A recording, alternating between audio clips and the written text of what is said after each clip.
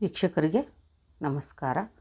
October ತಿಂಗಳಲ್ಲಿ ಬರ್ತಕ್ಕಂಥ ವಿಶೇಷ ದಿನಗಳ ಬಗ್ಗೆ ಒಂದು ಸಣ್ಣ ಮಾಹಿತಿ. ಭಾದ್ರಪದ ಮತ್ತು ಆಶ್ವೀಜ ಮಾಸ.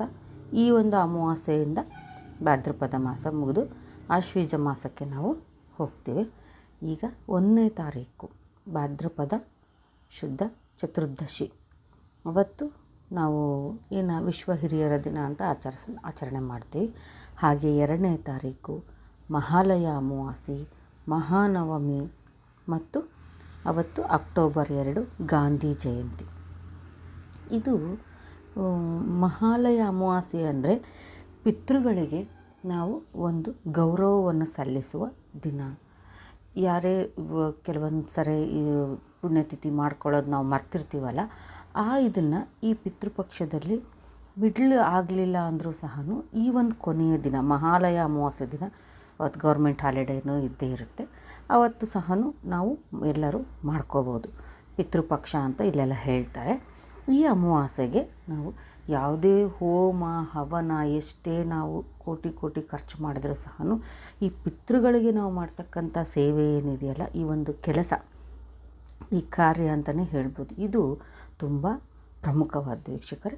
ಅವತ್ತು ನಾವು ಪಿತೃಗಳನ್ನು ನೆನೆಸ್ಬಿಟ್ಟು ನಮ್ಮ ಮನೆಗಳಿಗೆ ಅವ್ರನ್ನ ಕರೆಸಿ ನಮ್ಮ ಕೈಯಲ್ಲಿ ಏನಾಗುತ್ತೋ ಅವರು ಇಷ್ಟವಾದ ಅಡುಗೆ, ನಮ್ಮ ಸಂಪ್ರದಾಯದಲ್ಲಿ ಏನಿರುತ್ತೋ ಅದನ್ನು ಮಾಡಿಬಿಟ್ಟು ಅದನ್ನು ಎಡೆ ಹಾಕಿಬಿಟ್ಟು ಅವತ್ತಿನ ದಿನ ನಾವು ಮನೆಯವರೆಲ್ಲ ಸೇರಿ ಆ ಪೂಜೆಯನ್ನು ಮಾಡ್ತಾರೆ. ಹಾಗೆ 3ನೇ ತಾರೀಕಿಂದ ನವರಾತ್ರಿ ದಿನ ಆರಂಭ ಆಗುತ್ತೆ ವೀಕ್ಷಕರೇ. 3ನೇ ತಾರೀಕಿಂದ 12ನೇ ತಾರೀಕುವರೆಗೂ ಇದು ನವರಾತ್ರಿ ಇರುತ್ತೆ. 9ನೇ ತಾರೀಕಿಂದ ಮೂಲ ನಕ್ಷತ್ರ ಸರಸ್ವತಿ ದೇವಿ ದಿನ ಇರುತ್ತೆ ಅವತ್ತು. ಆಮೇಲೆ 10ನೇ ತಾರೀಕು ದುರ್ಗಾಷ್ಟಮಿ, 12ನೇ ತಾರೀಕು ವಿಜಯದಶಮಿ ಇದೆ.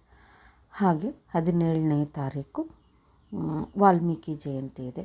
20ನೇ ತಾರೀಕು ಬಂದುಬಿಟ್ಟು ಸಂಕಷ್ಟಹರ ಚತುರ್ಥಿ. ಮತ್ತು ಇದೇ ತಿಂಗಳಲ್ಲಿ ಅಕ್ಟೋಬರ್ ತಿಂಗಳಲ್ಲಿ 31ನೇ ತಾರೀಕಿಗೆ ನರಕ ಚತುರ್ದಶಿ ಬಂದುಬಿಡುತ್ತೆ. ಹಾಗೆ ಅವತ್ತು ರಾಷ್ಟ್ರೀಯ ಏಕತಾ ದಿವಸ ಅಂತ ನಾವು ಆಚರಿಸ್ತೀವಿ. ಸರ್ದಾರ್ ವಲ್ಲಭಭಾಯಿ ಪಟೇಲ್ ಅವ್ರನ್ನ ನೆನೆಸ್ಕೊಂಡು ಅದನ್ನು ರಾಷ್ಟ್ರೀಯ ಏಕತಾ ದಿನ ಅಂತ ಆಚರಣೆ ಮಾಡ್ತೀವಿ ವೀಕ್ಷಕರೇ. ಇದಿಷ್ಟು ಅಕ್ಟೋಬರ್ ತಿಂಗಳ ಬರ್ತಕ್ಕಂಥ ವಿಶೇಷ ದಿನಗಳ ಬಗ್ಗೆ ಮಾಹಿತಿ. ಹಾಗೆ 17ನೇ ತಾರೀಕು ನಮ್ಮ ಕಡೆ ಗೌರಿ ಹುಣ್ಣಿಮೆ, ಸೀಗೆ ಹುಣ್ಣಿಮೆ ಅಂತ ಹೇಳ್ತೀವಿ. ಅದನ್ನು ನಾವು ನಮ್ಮ ಕಡೆ ಎಲ್ಲ ಗೌರಿ ಹುಣ್ಣಿಮೆ, ಇದು ಸಣ್ಣ ಗೌರಿ ಹುಣ್ಣಿಮೆ. ದೀಪಾವಳಿಯಲ್ಲೇನು ಭರ್ತಿ ಮಾಡ್ತೀವಲ್ಲ, ಆ ಕಾರ್ತಿಕ ಮಾಸದಲ್ಲಿ ಆ ಹುಣ್ಣಿಮೆನ ದೊಡ್ಡ ಗೌರಿ ಹುಣ್ಣಿಮೆ ಅಂತ ಮಾಡ್ತೀವಿ ವೀಕ್ಷಕರೇ. ಅದರ ಬಗ್ಗೆ ಒಂದು ವಿಶೇಷ ಮಾಹಿತಿಯನ್ನು ನಾನು ಒಂದು ವಿಡಿಯೋ ಮಾಡಿ ಹಾಕ್ತೀನಿ. ಹಾಗೆ ನವರಾತ್ರಿಯ ಎಲ್ಲ ದಿನಗಳದ್ದು ಒಂದೊಂದು ದಿನದ ಏನು ಮಾಹಿತಿ, ಕತೆ ಏನು ಅನ್ನೋದನ್ನು ಅವತ್ತಿನ ದಿನವೇ ನಾನು ವಿಡಿಯೋ ಮಾಡಿ ಬಿಡ್ತೀನಿ ವೀಕ್ಷಕರೇ. ಎಲ್ಲರಿಗೂ ಧನ್ಯವಾದಗಳು.